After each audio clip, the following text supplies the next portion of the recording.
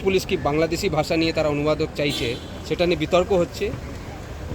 যে মমতা বন্দ্যোপাধ্যায় আন্দোলন করতেন সে মমতা বন্দ্যোপাধ্যায় অন্য, আর এই মমতা বন্দ্যোপাধ্যায় কথা বলছেন গুলিয়ে দেওয়ার জন্য।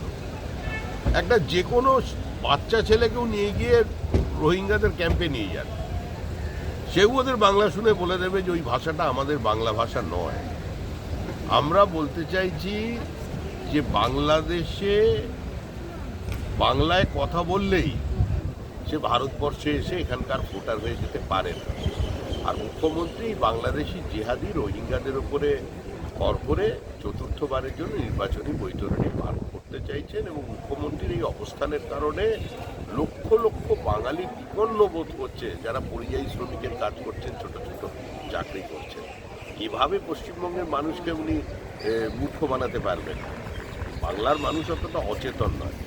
রাম মন্দিরে প্রাণ প্রতিষ্ঠার সময় তিনি বলেছিলেন যে जो डरता है वो काफिर है।